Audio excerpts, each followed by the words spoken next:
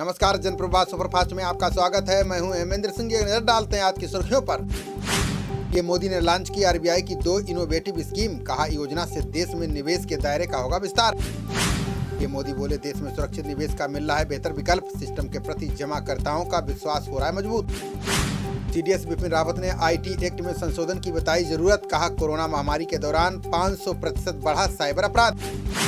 Purvanchal express way पर fighter plane के landing का रिहर्सल शुरू, 16 दिसंबर को पीएम मोदी एक्सप्रेस वे का करेंगे उद्घाटन। मेट्रो के विस्तार के लिए होने वाली पेड़ों की कटाई पर बोला सुप्रीम कोर्ट, कहा डीएमआरसी को वन विभाग से लेनी होगी मंजूरी। खुफिया इनपुट के बाद यूपी के 2 मंत्रियों की बढ़ाई गई सुरक्षा, डिप्टी सीएम दिनेश शर्मा और ब्रजेश पाठक को जेड+ सुरक्षा।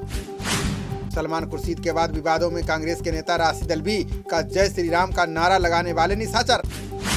भारत बांग्लादेश सीमा पर अवैध घुसपैठ के दौरान हुई मुठभेड़, सुरक्षा बलों ने 2 तस्करों को किया ढेर, 1 जवान भी घायल।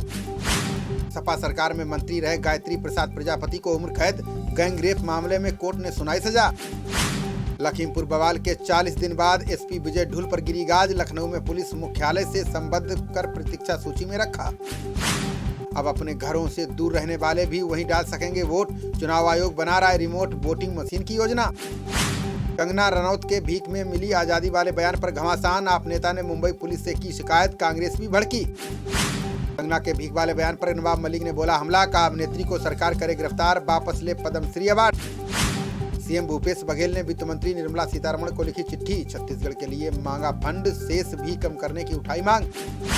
पंजाब में 10वीं कक्षा तक पंजाबी भाषा को किया गया अनिवार्य, नियम नहीं मानने पर लगेगा 2 लाख रुपए का जुर्माना। सलमान खुर्शीद की किताब पर मध्य प्रदेश में लग सकता है प्रतिबंध, गृह मंत्री नरोत्तम मिश्रा ने कहा राज्य में नहीं बिकने देंगे किताब। Wrestler Nishad Dahiya murder case में मुख्य आरोपी दिल्ली से गिरफ्तार, हरियाणा पुलिस ने घोषित किया था 1 लाख रुपए का इनाम। राहुल गांधी ने भाजपा और आरएसएस पर जमकर बोला हमला, कहा हिंदू और हिंदुत्व अलग अलग, संघ बीजेपी की विचारधारा खतरनाक। राहुल गांधी के हिंदुत्व वाले बयान पर संबित पात्रा का पलटवार, बोले राहुल गांधी का हिंदू धर्म पर हमला संयोग नहीं प्रयोग है। महिला इंस्पेक्टर को तमिलनाडु के सीएम स्टालिन ने किया सम्मानित, बेहोश आदमी को कंधे पर उठाकर पहुंचाया था हॉस्पिटल। मनी लॉन्ड्रिंग मामले में अनिल देशमुख को नहीं मिली राहत, अदालत ने 15 नवंबर तक ईडी की हिरासत में भेजा। भोपाल की भाजपा सांसद प्रज्ञा सिंह ठाकुर ने उठाई मांग, कहा पूर्व पीएम वाजपेयी के नाम पर रखें हबीबगंज स्टेशन का नाम। पंजाब चुनाव को लेकर आपने जारी की उम्मीदवारों की पहली सूची, कोटकपूरा सीट से कुलतार सिंह साधवा को दिया मौका। यूपी के मुजफ्फरनगर में ट्रक और कार में हुई जोरदार टक्कर, हादसे में बच्ची सहित 4 की गई जान, ट्रक चालक फरार। सेना को अवमानना की चेतावनी के बाद केंद्र ने सुप्रीम कोर्ट से किया वादा, कहा सभी पात्र महिला सैन्य अधिकारियों को मिलेगा स्थायी कमीशन। 3114 नए पोस्ट ऑफिस खोलने को केंद्र सरकार ने दी मंजूरी, बीमा सेवा देने के लिए बजाज आलियांज लाइफ इंश्योरेंस से हुआ करार।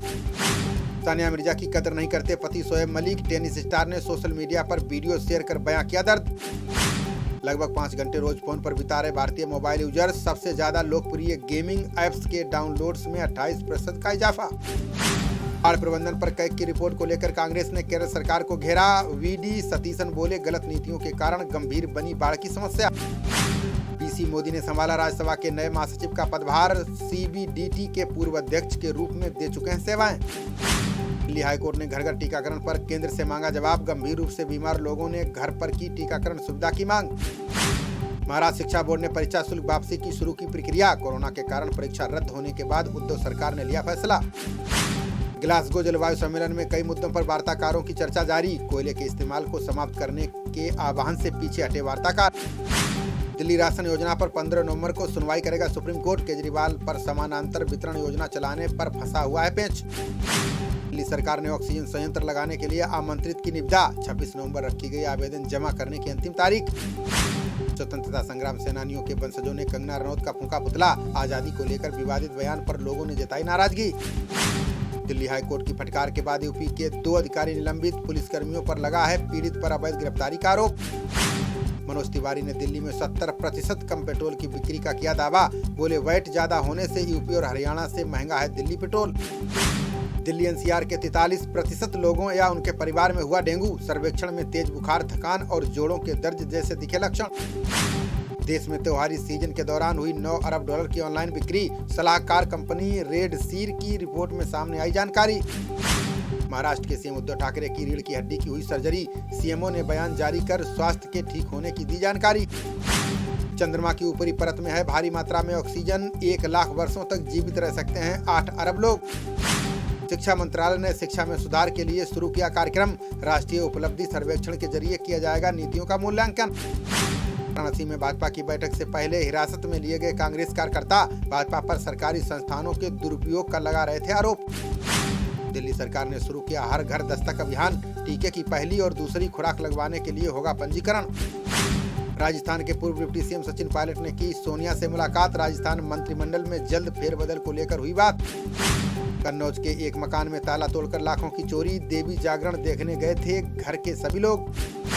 ग्रेटर नोएडा के सार्वजनिक जगह पर शराब पी रहे 40 लोग गिरफ्तार, पुलिस अधिकारी बोले आगे भी जारी रहेगा अभियान। न्यूजीलैंड के खिलाफ टेस्ट सीरीज के लिए टीम इंडिया की घोषणा, पहले टेस्ट में रहाणे होंगे कप्तान, दूसरे में विराट संभालेंगे कमान। श्रेयस अय्यर और ऑफ स्पिनर जयंत यादव की टीम में हुई वापसी, बुमराह, मोहम्मद शमी और शार्दुल ठाकुर को दिया गया आराम। खबरों का सिलसिला जारी रहेगा, देखते रहिए जनप्रवाद। नमस्कार।